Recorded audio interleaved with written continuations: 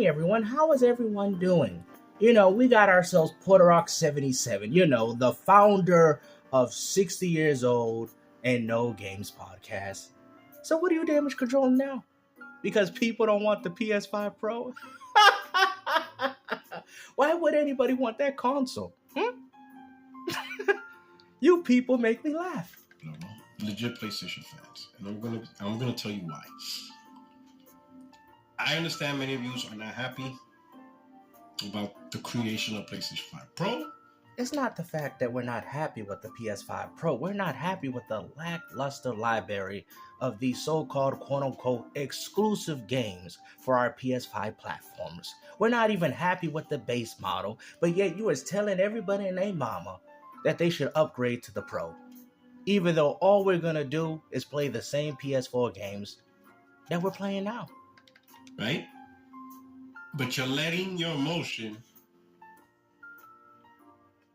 how would you say, interfere with your cognitive thinking, right? Oh, really? Because Puerto Rock, we would go as far to say that you're doing the same thing. How much better do you want to look at Ellie from The Last of Us Part 1 remake? How many times has this game been updated, everybody? Like 4 times already, and that's not including the hardware enhancements? I think it's getting rather ridiculous, if you ask me. Because at the end of the day, you could lead a pony to water, but you can't get a pony to buy games. Falling into the whole social media stuff, and PC fanboys and Xbox fanboys are gassing you up. Saying, yeah, that's right, don't be a cuck for this company, whatever. And that's exactly what you're doing. And you're like, yeah, I'm not a cuck, I'm gonna stand up for my rights. You're getting suckered. Okay? The only people getting suckered are the ones picking up the PS5 Pro, barely seeing a split hair difference. Those are the real suckers, not the ones that are not buying one. What are you talking about? Let me explain. So that way... Yeah, please do. And maybe some of you PlayStation fans, you're just watching this video for the first time. This is probably your first time on my channel. Yeah, some of them are actually interested in it, only because they appreciate the advancements of technology. There's no advancements in technology because, to be honest with you, it's not even surpassing their PCs. For something to be an advancement in technology, that would mean that these people that are playing on these $2,000 to $3,000 PCs, which would mean that the PS5 Pro has to be more powerful than those. You see how I broke down your logic, but like I said, just like he said at the beginning of this video, you guys are thinking too much raw emotion. Right? So that's really the real PC gamers should only care about that, right? It's advancement technology. But the ones most hurt about this are the grifters and the fanboys. Now, why would anybody be hurt in picking up a platform that they don't necessarily want or need? See, I think what's going on is the fact that you are hurt because you're trying to find every possible outcome to justify as to why you're picking up the Pro. And guess what? People still don't want one. How many times you want to look at Joel's beard? And at least from what I heard, guys, it's still at 1440p 60. So much for that 4K 60 that was promised on the false advertisement of the PlayStation 5 boxes. And you guys still believe in this 8K narrative? Unbelievable. The fanboys don't really have the PC that, when you talk about the best version of games, the best performance. Well, a lot of people could say that in regards to the Xbox, but yet you say that you could play all their games on PC. It's so funny. Now we all came to this final common ground to where you console peasants start realizing how much of full of crap you are.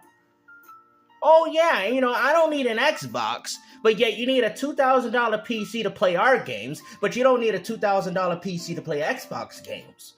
You see? That is the hypocrisy. Because if you want to argue the fact that, you're getting them on PC, but PS5 is the only place to play them. Well, that is the same logic that applies to Xbox. You're not getting every single Xbox exclusive. So if you want to play consoles and have an access or a gateway of playing these Xbox games without having to spend the $2,000 like you claim, then more likely what are you going to buy? That's right, kids, an Xbox Series S or X. How easy was that for you guys to understand? So stop using PC gaming as some form of crutch to knock down Sony or Microsoft. You guys are console peasants. Start supporting each other. Please. 200 frames and all this other stuff. 200 frames? PC, right? They have weaker PCs. They're on their 3050s, the 2060s, and shit like that, right? They have a much weaker PC. They have the 7 to 900 board.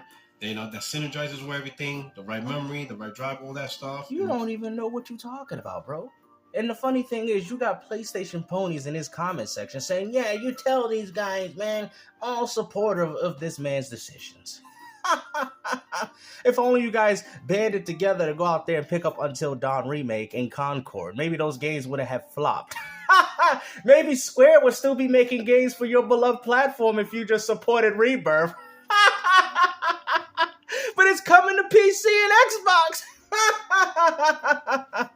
I guess you beta tested the game for us, right? Is that what it is? If you're willing to put in a decent amount of money, you'll have a great experience. These guys are not going to pay $700 for a bullshit Walmart PC. They're just not going to do it. And I'm not going to pay $700 for a bullcrap PlayStation 5 console. The end. At the end of the day, I have the PS5 in my home. I barely see any difference, and Sony's not proven to the consumers that this is a new technological advancement in the way we go about video games. Especially if you're using PS4 titles, remasters, and remakes. You think Sony gamers would have looked at that and said, how are we going to get Grand Theft Auto 6 at 4K 60 if we can't even get that with our own remastered games? Right? Unbelievable. Outclasses these stupid builds, right? And that's a problem, right? Because all these PC fanboys, they enjoy knowing that their PC that they only spend $900 on, $800 on, is better than the PS5. It's better than the Xbox Series X in terms of performance. But with the introduction of Pro, in the console business. And when you stay in the console business and you're making it a priority and you're doing these things, it makes it harder to do what Microsoft doing, which is pretty much just become a third-party publisher, put games in. Oh, that's funny, because this is all coming out when we know about Marvel Spider-Man 2 coming to PC. You do understand the definition of multi-platform. It means to drop on multiple devices. It's so funny that you guys want to undermine that and say, well, Microsoft's doing it. They have nothing but third-party, but Sony's doing the same thing. The hardware. They want Sony to forget about the hardware, or at the very least, don't put hardware at the forefront. Now, why is the hardware at the forefront when it's not even the games? I'm tired of it. I want to see the games be in the forefront for Sony and not the hardware. Because at the end of the day, we barely even took advantage of the hardware we have now. And now Sony wants to push up this new upgrade and gets us all excited again? You know, the only people getting suckered is you. Put game developing and publishing games at the forefront. And then if you make a console, you make a console. If it works, it works. If it's good, it's good. Whatever, right? Yeah, whatever. Indeed. But investing into a mid-gen refresh, which means like Sony wants to push a more powerful console. Developing new technologies like PSSR, which is already, right, outclassing FSR. Here we go with these Dragon Ball transformations. You know, you ponies running with this. It's just like the PS4 Pro with its super, y'all remember super sampling? Making up more terms, huh? Just like the Sega Genesis with the blast processing power. You see, they only throw out these terms because they can't promote and advertise these platforms in any other way. So they have to make up terms so you console peasants understand where they're coming from. It's ridiculous. There's no such thing as a blast processing power or a PlayStation Spectral Super Saiyan resolution. What is wrong with you? Oh, this is a PlayStation exclusive. Only our platform is going to be able to take advantage of this. That's what you believe. That's what you think. That's all it is DLS. Whoa. Well, there goes them extra PlayStation ray tracing. Oh. And it's already being stacked against DLSS 3.5. There you go. DLSS 3.5 is superior, right? But considering DLSS already has, 4 years of updates and, it's 3.5. This is PSSR 1.0. if you even could call it that, because the console's not even out yet. But let's say PSR 1.0 versus DLS 3.5.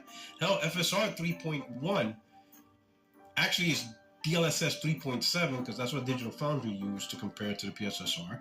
And this is what happens when you're a console fanboy and don't just play games, man. You console gamers are so caught up in the hardware aspect, I think you guys forgot the whole point of buying a gaming console in the first place. Imagine if people did this during the NES, guys. You know, like, this is ridiculous. You guys are out here using marketing terms and acting as if, oh yeah, they're real, it's genuine. You just said it, DLS, right? That's exactly what it is. But PlayStation just want to put a name on it so they can get you guys to understand what they're doing. And you still said it's weaker than the grade 3 of DLS. So what's the point of this? And FSR 3.1. But the fact that PlayStation's going Super Saiyan Kaioken with the FSR. And it's being compared to DLSS 3.7. Oh, wow. That's impressive right out the gate, right?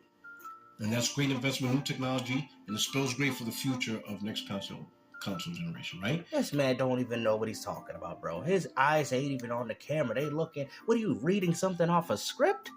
You know, they got a telemarketer in the back like, hey, read this PlayStation, narrative. You got a person, you got your wife holding up signs for you, kid?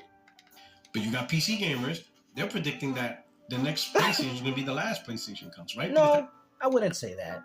But PlayStation is definitely going in the direction of no different than how mobile devices are. You know how you guys buy an iPhone 14, 15, 16, whatever, 17, with the DX on the side of it. That's exactly what consoles have become.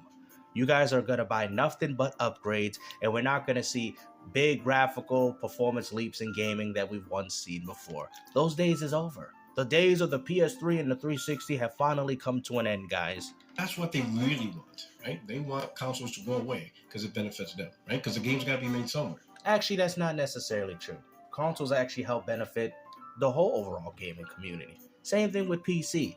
Wanting one of these companies to go under is only going to make gaming worse. See, this is what we try to tell you people. Microsoft doesn't see Sony as the enemy, and Sony don't see Microsoft as that enemy either. But yet the fan bases that follow them are the only ones fighting amongst each other. I guarantee Phil Spencer's having a talk with Yoshida right now.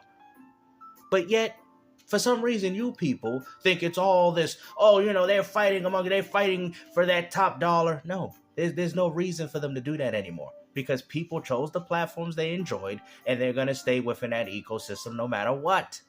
This is what people are trying to tell you. If you want to talk about any war that's going on, it's definitely ain't no console war. It's a service and subscription war, and Microsoft is winning that in every department. This is what you people don't understand. And you guys want to say, well, focusing on live service and subscriptions has nothing to do with games, but yet their whole live and subscription is called Game Pass Ultimate, which has everything to do with games. But with the topics that we hear from you Sony fanboys, it's more about the hardware. It's not even about the games that are attached to it. So I understand PC gamers' issues with the PS5 Pro, the fanboys anyway. The Xbox gamers, I understand their issue. Because all of this makes their preferred brand, terrible. The fact that Microsoft did not release a mid-gen refresh, they just pretty much threw in the towel. There's no reason for a mid-gen refresh because the Xbox Series X is already powerful enough. Let's not forget, the PS5 was 10 teraflops and the Series X was 12. So for all we know, Sony could be compensating for the extra 2 teraflops. But we don't know. We just have to wait to see the spec sheets. Conversation of Microsoft with a mid-gen refresh. It's just not there, right? And that upsets, the Xbox fanboys or people who prefer Xbox because they want Xbox to still fight. They want Xbox to create those consoles, push new technologies, No, I think the Xbox community is happy with Microsoft and their admirations of pushing new games. That's why they're hyped about Gears E-Day and Fable. We don't care about the hardware. The hardware is already here. It's about time we start taking advantage of it. I don't think most Xbox gamers care about the hardware. See, this is where you ponies don't understand. You ponies have let these PC gamers affected your mind so bad that you guys can't even enjoy a console game anymore. And I think that's what's ridiculous. Stuff like that. And they're just not seeing it. With the talk of no console required, cloud gaming, Game Pass on PC, and now putting more games on PlayStation. We only heard about 4 games coming to PlayStation, and what's even more funny, Sony, from what I'm hearing, is thinking about putting the Uncharted games on Nintendo Switch. Now, how as a PlayStation fanboy does that make you feel, Porter? Do you feel angry that Nintendo gamers will put their games on the Nintendo Switch? Doom, they were predicting a lot of Bethesda's games will be exclusive now. Yeah, Doom. Starfield is still is. Dark Ages is day one. Indiana Jones is coming 6 months after the release of Indiana Jones.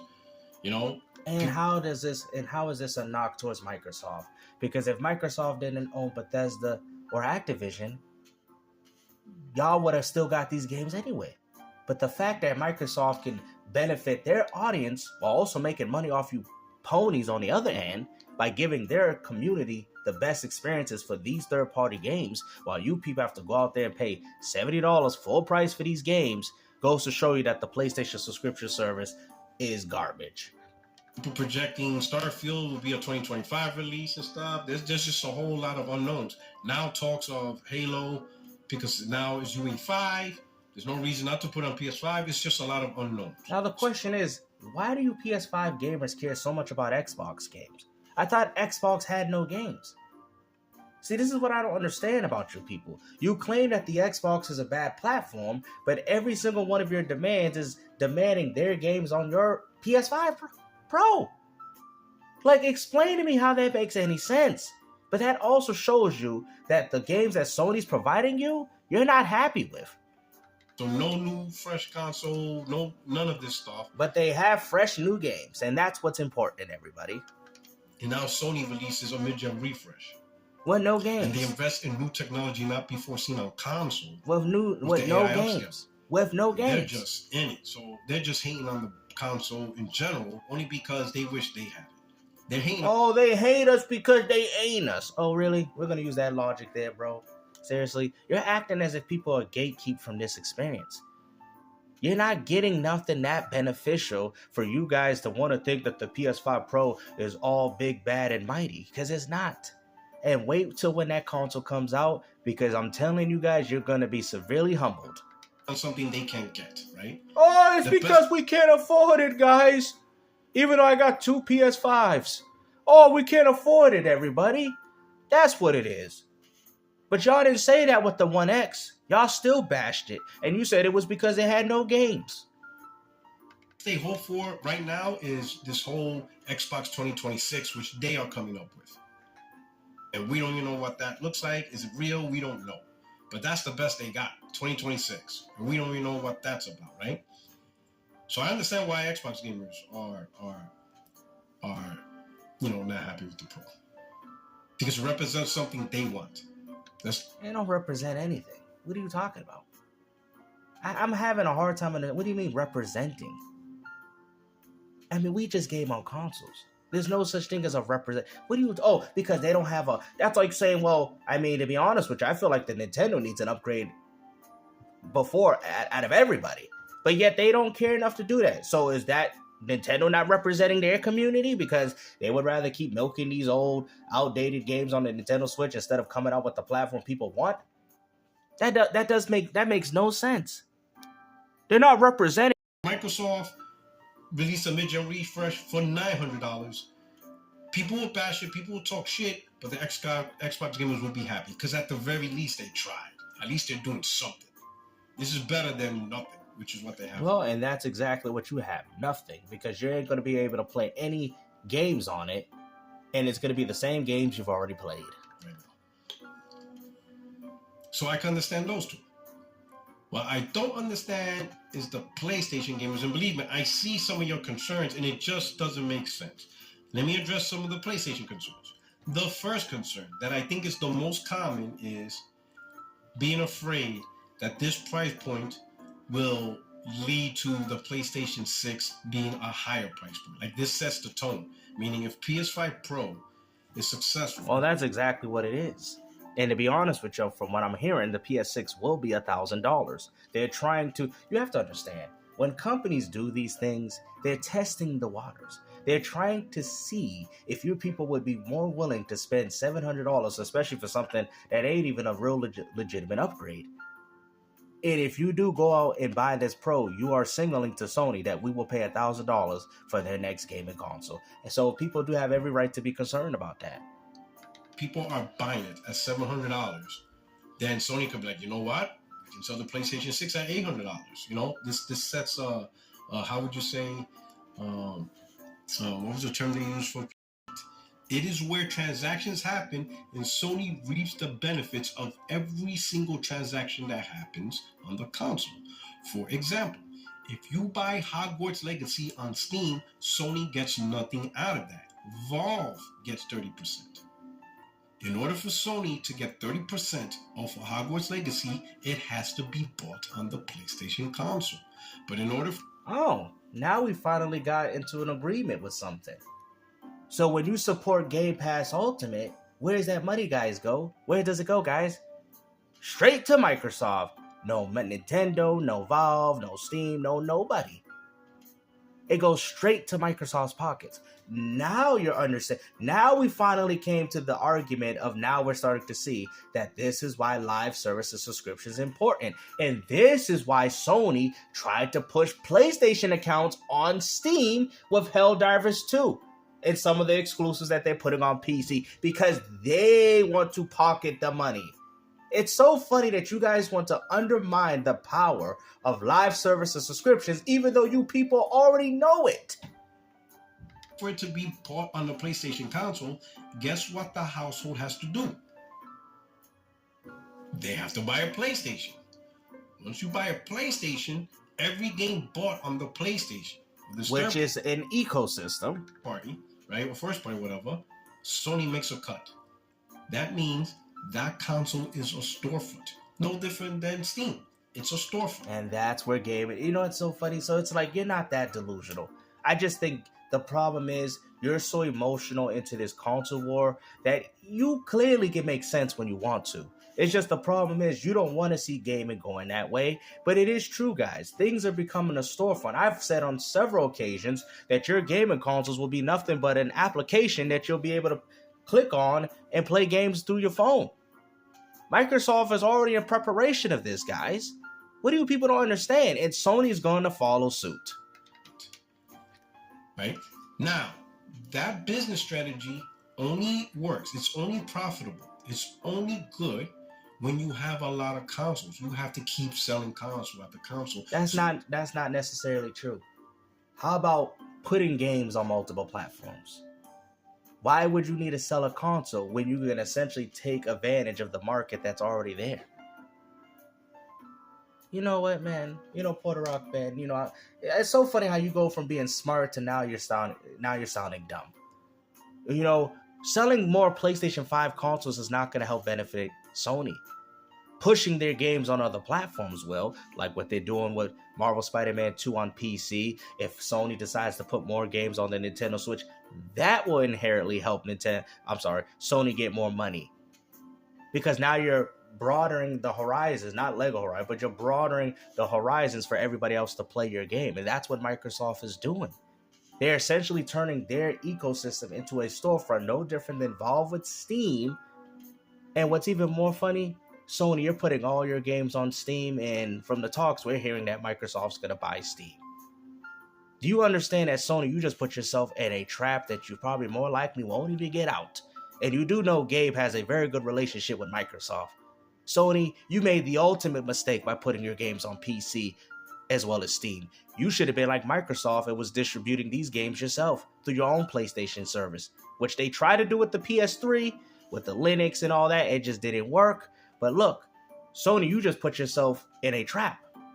Now you can't get out. Now you're like the Saw movies where you're trying to look for the key in the bathtub and unfortunately it just went down the drain. Oh, well, there goes your leg.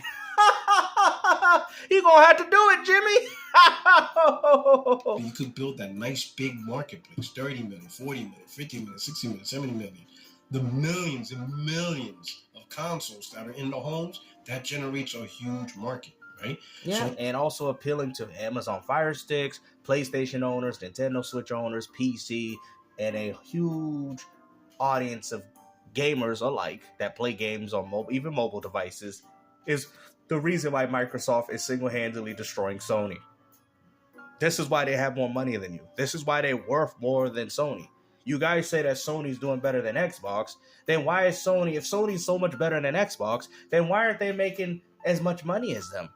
If the decisions that Sony was doing was beneficial, then why aren't they making as much money? Why don't they have the $2 to $3 trillion that Microsoft has if Sony clearly has everything under control? When you look at the PlayStation 4, for example, 100 million consoles sold, that's 100 million storefronts in the homes, in households. That means 100 million consoles. See, now there's a problem with that logic. See, the problem is the fact that most of these 100 million PlayStation 4s out there, only 2 or 3 million of them are buying exclusives. That's the issue. Now, when you push something through a subscription service, the majority of the people that buy your system to play online, let it be Call of Duty or Diablo 4 or whatever game it is on a console, that's where they're getting their money. Sony's not getting money off these hardware sales like you people want to imagine. They make the money through the subscription service. That Call of Duty stuff, Microsoft's getting a cut every time, and Sony's getting theirs too every time people decide, like you, to pay to play the game online. That is where the money's at. And whoever owns a console, they do what they want. If all they play is, let's say, Fortnite, Call of Duty, and Madden, okay, that's all they play. But guess what? When they play Fortnite and they want to buy dance moves or skins or whatever, Sony gets a transaction. Every year that gamer buys Madden, Sony gets a transaction. Every time, a gamer spends money on the Dynasty packs and cards. And what's so funny, he's bringing up all this third-party stuff, but you don't even hear him talk about exclusives. You see, and this is the inherent problem with Sony. You guys say that Microsoft has lost their identity, but to be honest with you, I really think it's Sony. Because there is a lot of adamant Xbox gamers that do value the Halo, Gears, and Forza, Ninja Thought I Told Ya, that value these games on their platform. Now, when you talk about Sony, we don't hear that. We hear the Fortnites, the Apex. This is where Sony's getting their money at. And to be honest with you, how long is that going to last? There's going to be a point where Sony's going to have their own things, and that's why Concord existed, which was to take away that power that Microsoft has with Overwatch. But unfortunately, it failed. See, you guys are not understanding that, yes, Sony has a very successful platform in sales, but what's not successful for them is their identity.